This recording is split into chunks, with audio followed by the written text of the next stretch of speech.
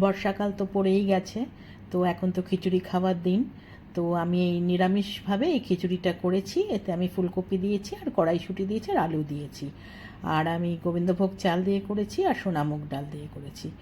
তো চালটাকে আগে ধুয়ে রেখেছি, আর সোনামুগ ডালটা আমি শুকনো খোলায় একটুখানি ভেজে নেব কড়াইতে। বেশ একটু রং ধরবে, একটু হালকা রং ধরবে, তাহলে বেশি কিন্তু ভাজবে না, তাহলে কিন্তু সেদ্ধ হতে চায় না ডাল। তো সুন্দর এই যে দেখো কালার চলে এসছে। এইবার আমি এটা কড়াই থেকে নামিয়ে নিয়ে ভালো করে জল দিয়ে একটা বাটিতে ধুয়ে নিয়ে আমি জল ঝরিয়ে রেখে দেবো। এইবার আমি একটা কড়াই নিয়ে সেটাতে সাদা তেল দিয়ে আমি ফুলকপিগুলো আগে একটু ভেজে তুলব।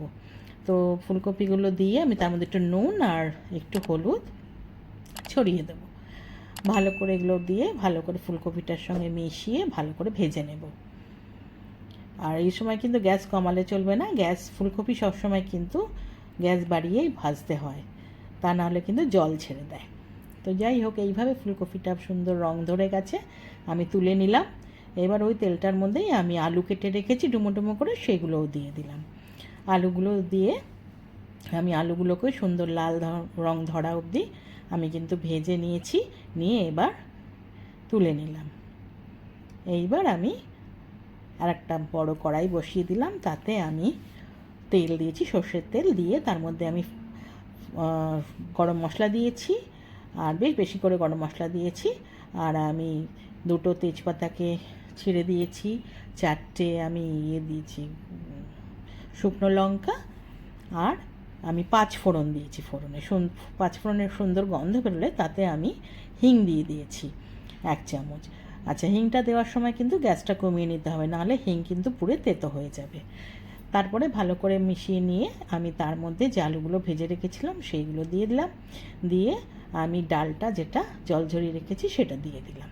দিয়ে তার মধ্যে 1 চামচ আদা বাটা দিলাম, আর বড় চামচের 1 চামচ আমি জিরের গুঁড়ো দেবো।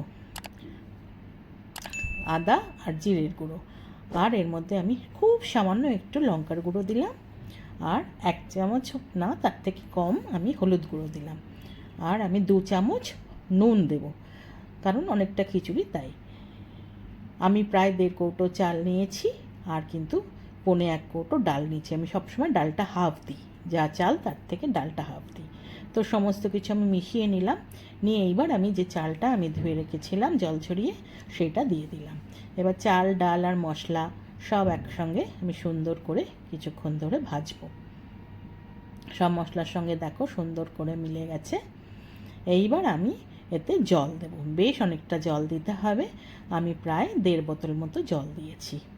দিয়ে আমি সুন্দর নাড়িয়ে নিলাম, সব মিশিয়ে নিয়ে এইবার আমি ঢাকা দিয়ে আমি ফুটতে দেব। 5-7 মিনিট পরে ঢাকাটা খুলবো, তখন টকবক করে দেখো কিছুটা বেশ ফুটে উঠেছে।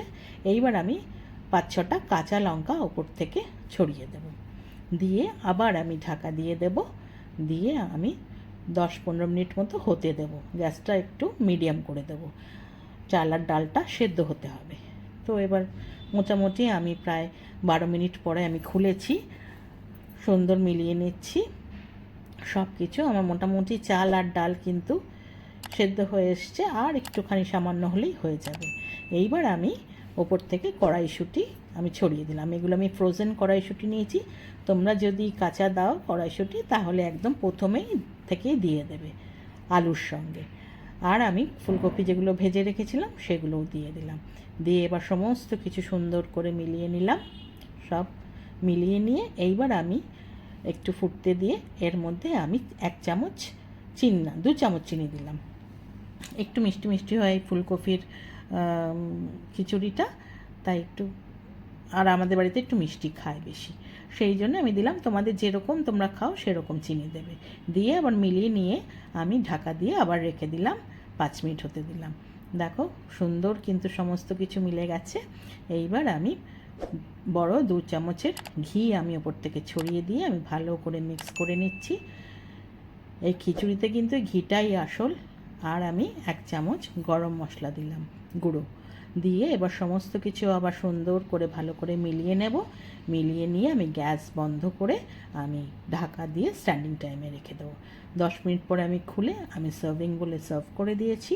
এই খিচুড়ি নিরামিষ দিনেও খেতে পারো, এমনি দিনেও এটা করে এর সঙ্গে ইলিশ মাছ ভাজা দিয়ে খেতে খুবই ভালো লাগে। আর না হলে একটা ডিমের অমলেট, আলু ভাজা, পাঁপড়, যা দিয়ে খুশি তোমরা খেতে পারো। আমার রান্না যদি তোমাদের ভালো লেগে থাকে একটা লাইক করো, কমেন্ট করো, শেয়ার করো। যারা এখনও আমার চ্যানেলটা সাবস্ক্রাইব করনি প্লিজ সাবস্ক্রাইব করে দিও। আজকে তাহলে চলি, টাটা।